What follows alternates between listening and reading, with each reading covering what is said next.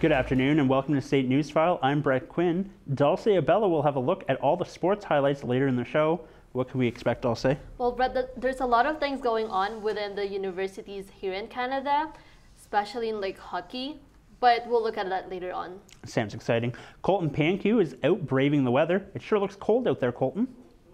It sure is, Brett. As you can see, the snow is continuing to fall down here in Calgary, and it's about minus 13 degrees right now, which is significantly colder than last year's temperature of plus 6. That said, it could be colder, as the record low on this day back in 1962 was a bone-chilling minus 31 degrees. However, in 1992, this day saw a record high of plus 19, just proving how sporadic the weather in Calgary can be. Back to you, Brett. Thanks, Colton. Now here's a look at today's top stories. The provincial budget has been released, and this year there are 5 issues the government is trying to tackle. The issues include economic growth, strengthening healthcare, Albertan safety, fiscal management, and supporting Albertans. Spencer Milkey is covering the budget and joins us live from the newsroom. Spencer, what is the budget looking like this year? Well, Brett, the annual budget has brought some major funding for post-secondary schools and the healthcare system. The most dire issue that has been affecting all Albertas is healthcare. So many are relieved that money has been allocated to hospitals and healthcare workers. Mr. Speaker, Budget 23 is about the future. The budget has allocated $24.5 billion towards healthcare. Under that amount, $3.1 billion will be put towards building up health facilities, including $63.6 million into the foothills here in Calgary. Most of the funding in Calgary will be building up Deerfoot Trail and constructing the Green Line LRT. Building charter schools has also got a significant budget as the government looks to give parents more options. Budget 23 provides $2 billion over 3 years to fund the Healthcare Action Plan, with investments to strengthen the EMS system, reduce surgical and ER wait times, enhance and update Alberta's primary healthcare network, and empower frontline workers to provide improved services for Albertans. Post-secondary schools will also be helped out as $238 million will go towards them as the government looks to increase enrollment. Another initiative was announced yesterday, which is also looking to get students in seats. That as part of Budget 2023, and if passed, Alberta's government will invest $125 million over 4 years for MacEwan University's new School of Business. More than 7,000 students will be able to enroll into the new school as soon as it is built. Overall, the 4 largest areas being funded by the budget are municipal infrastructure, health, roads, and schools. Many Albertans are finding it hard to trust the government after the last few months. Yeah, there will be cynical thoughts out there. There will be doubts. But I share the doubts only in the sense of we've still got more work to do. So we need more runway, and so the next 3 months are going to be critical to keep showing you results month on month. Even with the uncertainty many Albertans have experienced, this budget can help ease some of that previous tension. Brett? That was Spencer Milkey reporting live from the newsroom. A new study from the Angus Reid Institute has found that Canadians are divided when it comes to the idea of privatizing healthcare, and Canadians are either largely devoted to the public healthcare model, support a private model, or are curious. 39% say that they have no interest in privatization, 28% support privatization, while 33% say they are curious about a private model. Meanwhile, on the provincial breakdown, residents were split when it comes to how they feel about privatization, with Alberta and Saskatchewan both leading the way on supporting.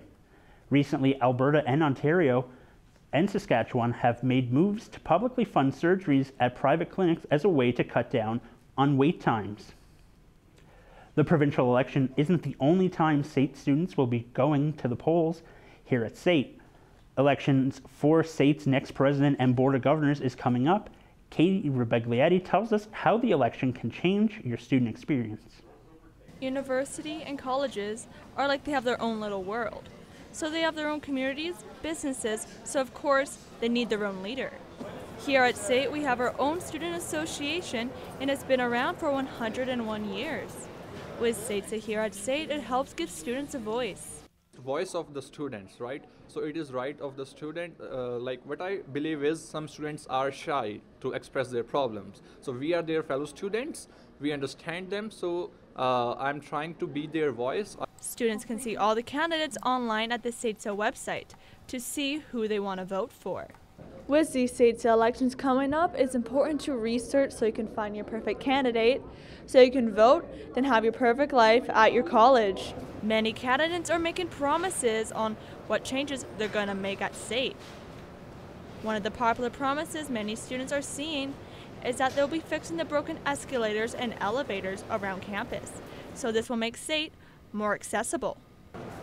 The head of SATSA is responsible for many other things, but their number one is taking care of the SAT students. What they do is they make sure that students are well supported and everything is going okay and that there's no imbalance and that there's no instructors or schools taking advantage of students, and everyone gets what they're paying for, that or even more really. Students can vote for the election on March 8th and 9th. They can vote online, or if they're more comfortable voting in person, they can vote in the Stand Ground building or the Senator Burns building. For State Newsfile, I'm Katie Rebegliati. The Alberta government has announced plans to expand access to detox services in Calgary. The plan wants to help improve public safety while treating addiction. Alex McLeod reports. Are all publicly funded and free to access for anyone. The $4 million fund is going toward the Calgary Drop-In Center. This will help establish 15 medical detox beds and 20 pre-treatment beds.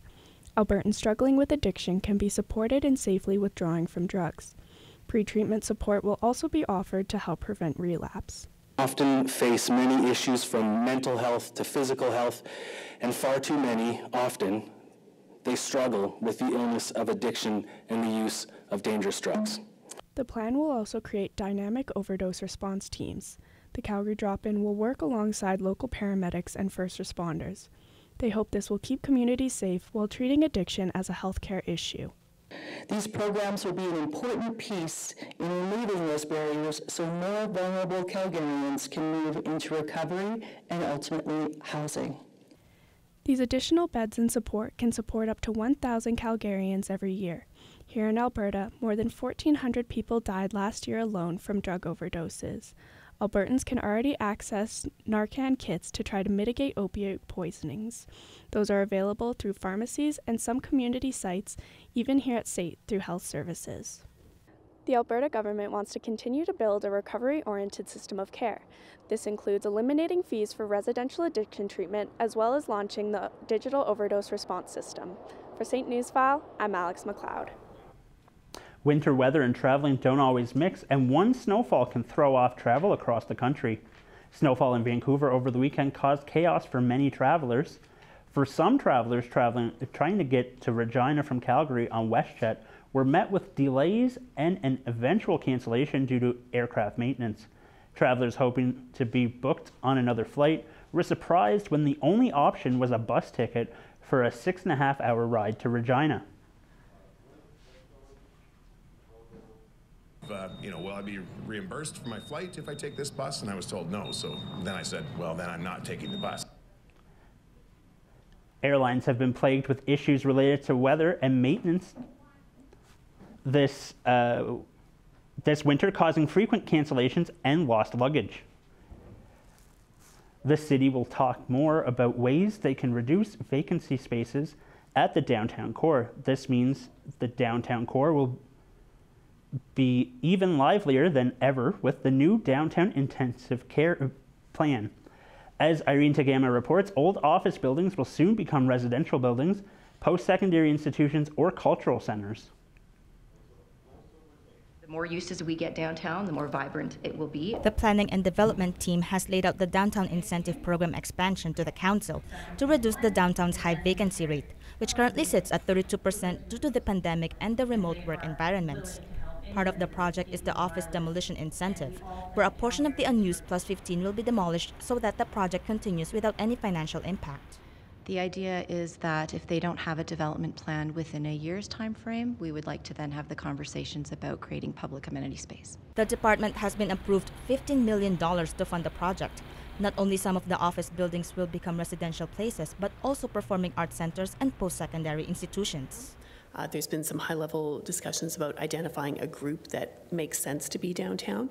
There's discussions with all of the major post-secondaries in and around the Calgary area, so University of Calgary, SAIT, Mount Royal, and Bow Valley College. So looking at what opportunities do they have to expand their programs in the downtown. The city aims to remove 6 million square feet of office space by 2031. Despite the program being the first step to make the downtown core alive again and being a good plan, it's going to take some time before it actually happens. My understanding is that 13 buildings have been approved as of today, and of which 3 are already well underway with the conversion, and the other 10 are just trying to get their financing in order and construction bids and things like that. So, but if you add up all those projects, it still only amounts to less than 2 million square feet.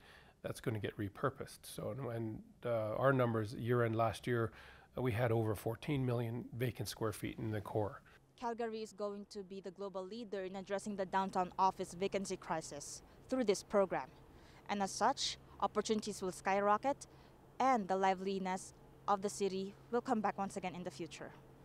For SAIT Newsfile, I'm Irene Tagama. The federal government has banned its employees from using popular social media app TikTok from federal-issued phones. This comes after the Federal Privacy Commissioner announced a joint investigation with 3 provinces into the platform's collection, use, and disclosure of users' personal information. Several American states, the European Commission, and European Council have also banned the platform on work phones, and the United States Congress is currently debating a complete ban across the country. Those are today's top stories. We'll have your full forecast after the break, but first, Colton Pankew has a look at what's going on around Calgary this week. Looking to have some outdoor winter fun? Head down to Windsport and try out their Service Tube Park. The 8 runs will be open from now until April 2nd, and tickets are just $27. Are you a fan of art galleries? If so, head down to the Memory and Dreams art exhibition between now and April 8th. To see plenty on display from a number of Alberta artists. If you're wanting to hear some live music, be sure to head to Rock the Nation, taking place at Studio Bell this Saturday. The event will feature songs from 60s to the present day, and tickets are just $21.50. Looking to do something for International Women's Day? Take part in a guided walking tour around Fort Calgary to discover histories of women who made an impact. The event will take place this Saturday and Sunday from 1 till 2:30. If you're in need of a laugh, head down to Calgary's Laugh Shop this Wednesday to watch comedian Ryan Belleville perform his stand-up routine.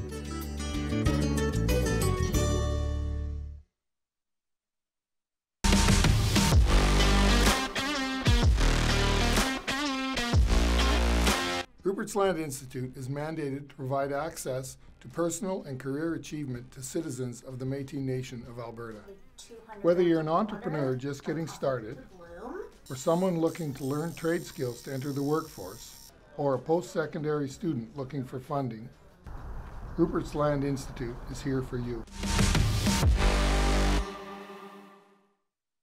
Come and learn the fast-paced world of television production. Find your passion to write, shoot, edit, and direct news, sports, and dramatic productions. With industry-standard technology and the best instructors in the business, SAIT's television production program teaches you everything you need to know for a career in broadcasting. This is television production. Come and dare to be on air. Welcome back to SAIT Newsfile. I hope you're all staying warm out there. We've had a lot of snow in Calgary over the past few days, and it's continuing to come down.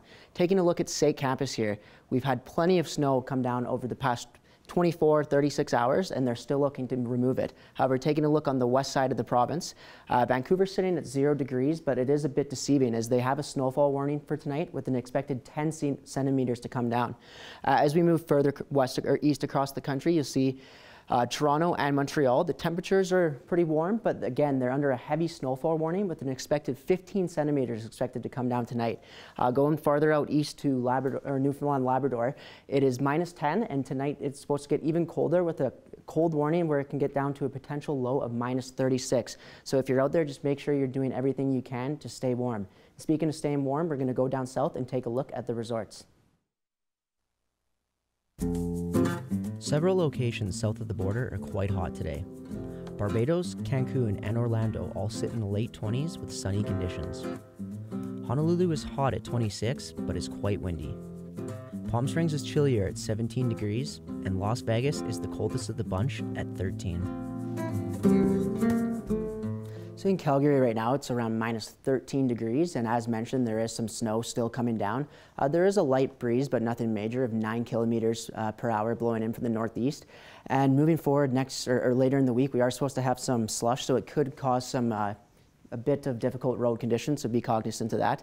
And then looking at our province, you'll see Fort McMurray is the coldest of the bunch at -21. It does get warmer as we go down south. There is a high pressure system that's blowing up north, resulting in that.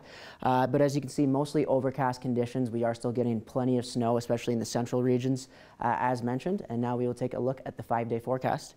So tonight, as mentioned, that light snow is still continuing. There's a low of -11, but it is going to heat up as we get later into the week. So as mentioned, there will be a lot of slush to deal with. Thursday, especially, that sun really comes out with a high of +5. And then going into the weekend, as you can see, again, that sun will remain a high of +1 on Friday, -1 on Saturday. But that sun will remain, so if you are looking to get outside and do something this weekend, this certainly is one to do so. Coming up next, we'll have Dulce Abella with the latest sports highlights.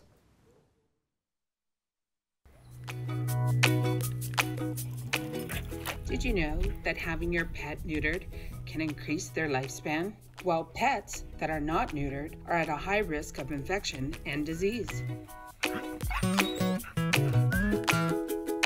When adopting a pet, the Rescue Friends Animal Foundation pets available for adoptions are already neutered. Adopt your own neutered pet at Rescued Friends. Come and learn the breaking world of broadcast news. Find your passion to investigate, write, shoot, edit, and deliver the stories of the day. SAIT's broadcast news program teaches you everything you need to know for a career in radio and television.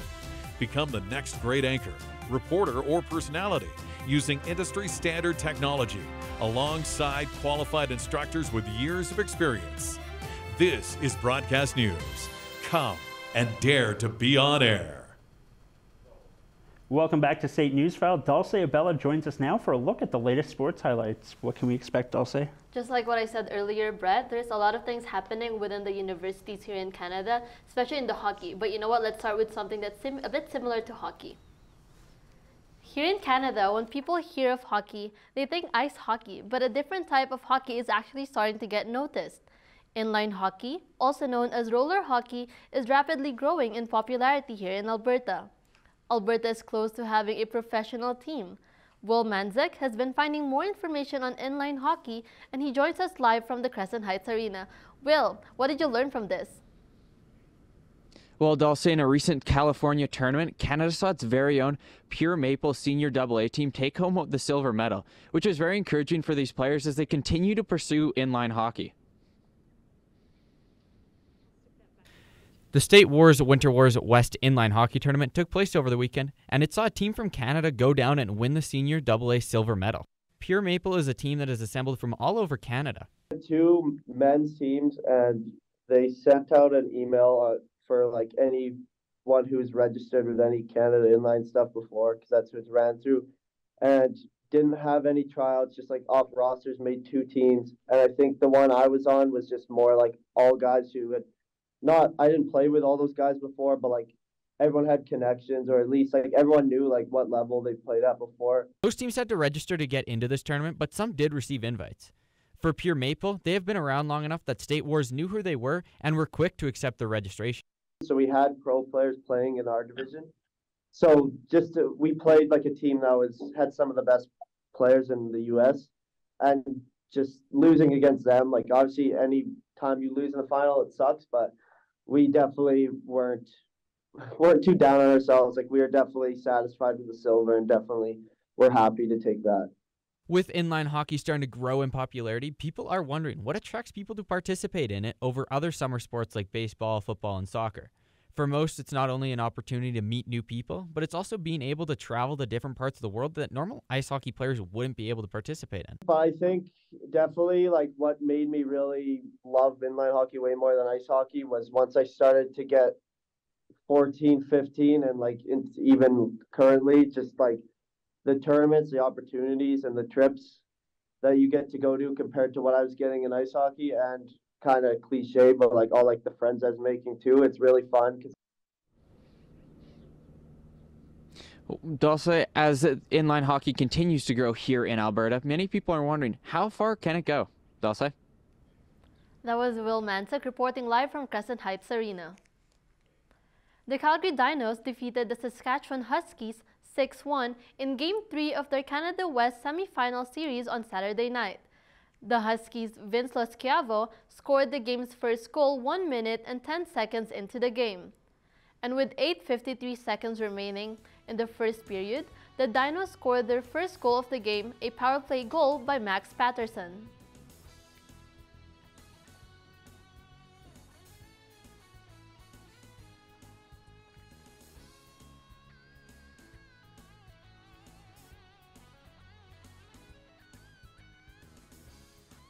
The top-seeded Dinos accomplished a comeback after falling 5-3 to Saskatchewan in the first game of the best-of-3 semi-finals on Thursday. Calgary won 4-2 on Friday to even the series. The Dinos last hosted the Canada West Final in 1996, and the Bears last in 1990. The semi-final victory also secures Alberta's place in the 2023 University Cup, which will be held March 16 to 19 at UPEI. The Mount Royal Cougars will compete for the Western Canada Championship against the UBC Thunderbirds in Vancouver. The Cougars advanced by defeating the University of Alberta Pandas in the weekend semi-finals. The Cougars won the third and final game 2-1, with forward Sidney Benko scoring the game-winning goal on the power play with less than 5 minutes remaining. Cougars goaltender Caitlin Ross played a big role in the victory over Alberta. She only conceded 2 goals in 3 games. The Dinos will face the Alberta Pandas in the Canada West Championship game next weekend at the Jack Simpson Gym. The 4th-seeded University of Alberta Pandas defeated the top-seeded University of Saskatchewan Huskies in Saskatoon on Saturday afternoon, less than a day after the 3rd-seeded University of Calgary Dinos defeated the 2nd-seeded University of Regina Cougars in the Queen City. The Pandas and Dinos also secured Canada West 2 automatic spots in the U Sports Championship tournament, which will take place March 9 to 12 in Sydney. While the Huskies and Cougars have to wait to see which U Sports team secures the one available wildcard slot at Nationals. The Dinos won 3-2, completed at Kenyon Court to complete a 2-match quarter-final sweep over the host Cougars. For the 7th-seeded Calgary, Louis Kuntzman had 21 kills and Zach Durant had 47 assists. MRU Cougars' Max Haronga responded with 17 kills and Jackson Brennan added 47 assists. The Dinos, who also won the opening match 3-0 on Friday, advanced to a best-of-3 semi-final against host and 3rd-seeded Trinity Western, which swept Brandon in their quarter-final. The MRU Cougars completed a 2-match quarter-final sweep of the Dinos with a 3-1 victory at Kenyon Court. The scores were 21-25, 25-22, 25-17, and 25-21. MRU's Haley Rowe had 18 kills and Quinn Pellin had 45 assists. Dinos' Daisy Olsen answered with 14 kills, while Stella Rains contributed 29 assists. The Cougars, who also won the first match 3-0 on Friday, moved to a best-of-3 semifinals slated to begin next Friday. They will host Manitoba, which defeated UBC in the quarterfinals.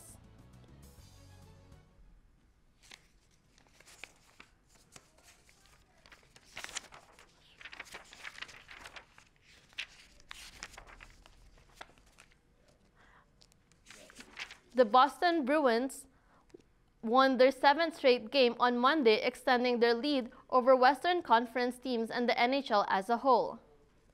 Connor McDavid scored twice in a high-caliber fight between 2 of the NHL's finest at Rogers Place on Monday night. as the Edmonton Oilers fell 3-2 to the league-leading Boston Bruins. With 7:40 remaining in the second period, the captain tied the game at 2-2 and hit 50 goals in a season for the first time in his 8-year NHL career, with a fast dangle that left Boston goaltender Jeremy Swayman defenseless. The winning goal came from Bruins forward Pavel Zacha with 30 seconds left in the second period before the Oilers had their chances in a scoreless third period that sealed their 6th loss in their past 8 games. Vancouver Canucks won against Dallas Stars last night. Andrei Kuzmenko scored 48 seconds into overtime to lift the Vancouver Canucks to a 5-4 victory over the Dallas Stars on Monday night. The play was reviewed for offside and permitted Anthony Beauvillier back into the offensive zone with the puck on his stick. Beauvillier scored twice, and Sheldon Dries and Vasily Podkolzin also scored for the Canucks. Thatcher Demko, playing for the first time since December 1, saved 34 shots for Vancouver. Demko has missed the previous 35 games due to a lower body injury. The NHL Department of Player Safety stated that Vancouver Canucks defenseman Christian Wolanin was fined $2,000.27. The maximum authorized under the collective bargaining agreement for slashing Dallas Stars forward Ty Dellandrea on Monday. The action, which occurred in third period of Vancouver's 5-4 overtime win, was not penalized. Both the seniors and juniors Crescent basketball team are off to playoffs after winning over Nelson Mandela last night. The Crescent junior basketball team dominated all 4 periods throughout the game. First period ended with Crescent Heights at 20-11, and after the second period ended, Crescent Heights is ahead with 20 points. The game ended with 77-44 with Crescent winning. After the juniors game, the seniors also played against Mandela, and all throughout the game, the senior didn't let Mandela get close to winning. The Crescent Heights senior basketball team won with 107, while Mandela finished at 50. And that's a look at sports. You know, I really like college sports, and I'll actually be at the championship game for U Sports. After the break, we'll take a look at parkour. What do you think of when you hear the word home? A place to rest? A place to play? A place for friends and family to gather? There are people in the city who unfortunately don't have that. They only have a house. WINS wants to change that. Donate household items to the House to Home program and help make a house a home again. It's only when you have homes that you have a community. Come and learn the fast-paced world of television production. Find your passion to write, shoot, edit, and direct news, sports, and dramatic productions. With industry-standard technology and the best instructors in the business, SAIT's television production program teaches you everything you need to know for a career in broadcasting. This is television production. Come and dare to be on air. Parkour videos were all the rage on YouTube in the mid-2000s, and it's still going strong. Aiden Church tells us how it helps movement and how you can stay safe while attempting parkour.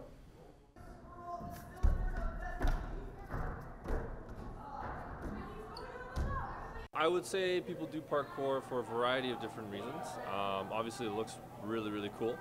You do things that seem really, really impressive. They're a lot more possible than people think. So I think a lot of people enter parkour realizing that, oh, maybe I can't do a lot of these cool things, but it turns out that they're a lot more capable than they think. Although parkour seems exciting, it has its own handful of dangers to offer. The dangers of parkour, along with any other action sport, really is the bodily harm. I mean, parkour is based upon natural body movement of flips, running, jumping, and falling. We've all had our fair share of injuries, my worst one so far being shattering my ankle doing a stunt off of a 9-foot wall where I fell, landed on it wrong, broke it in half, and now I've been on the road to recovery since. There's the same risk as pretty much anything. Like, if you're jumping off something, you could get hurt. If you're trying to flip, you could get hurt, right? Like, there's always the risk of that, but I've gotten way more injured doing everything but parkour. That looks really exciting, doesn't it? Yeah, I mean, I remember when that was like the huge fad. There was parkour videos all over YouTube back in the day, so it's kind of cool to see. Okay, thanks for joining us at State Newsfile. Have a good night.